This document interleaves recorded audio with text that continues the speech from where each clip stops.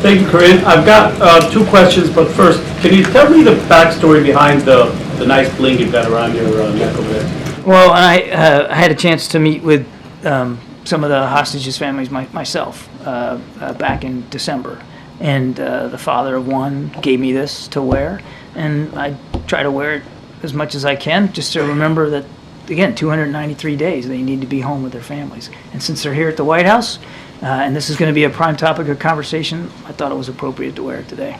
Does the president have one? I don't know. Okay, I've got two questions. Is it or is it not the U.S. government's position that UNRWA is complicit in terrorism?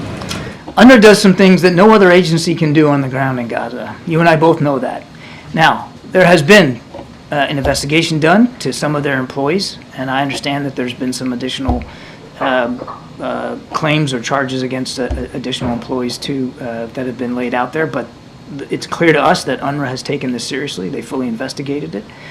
They eliminated the employment of those that they believe were involved in terrorist activities. It's absolutely unacceptable, not just to us, but it should be, and we believe it is unacceptable to UNRWA. But UNRWA is still, and yes, I know we're not providing funding them now because of legislation, but I think it's important for people to know that there are things that can't get done without UNRWA's cooperation and support on the ground. And the government's position is that those are claims and charges, right?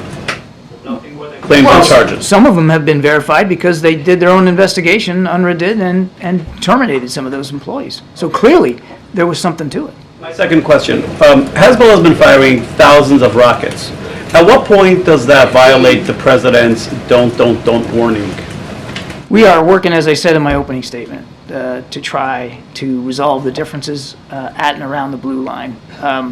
We haven't seen, although there has been firing back and forth across that blue line, we want to see that stop. We haven't seen it escalate into an all-out war here, and nor do we want that to happen, which is why we're working so hard diplomatically to try to find a solution. One of the things that the Prime Minister and the President will talk about today is what we need to do, what more do we need to do to stabilize the situation on the blue line so that families, both Lebanese and Israeli, can start to move back to their homes. All right, let's let the Admiral go. Go ahead, Jerry. You have the last question. Thank you, Kareem. Good afternoon, Admiral. The progress that you cite as it relates to sort of the phase one hostage and ceasefire deal, does that signal that there has also been progress in the day after post-conflict Gaza and sort of what that government looks like? No, those are two different processes. I mean, when I'm talking about progress made and gaps that can be closed, I'm talking about the ceasefire deal itself, which, as you know, has two phases to it. Phase one gets you 6 weeks of a ceasefire and the return of the most vulnerable, but not all, but the most vulnerable of hostages. That's a separate process than what you call the day after, which is something, frankly, that Secretary Blinken's been working on since almost the day after October 7th in terms of trying to figure out with our partners on the ground, including the Israelis, but Arab partners, what does governance look like when the war is over, and how are the aspirations of the people of Gaza actually met by a governing body and a governing authority that has an interest in meeting their aspirations for peace and security. How would you characterize that process right now?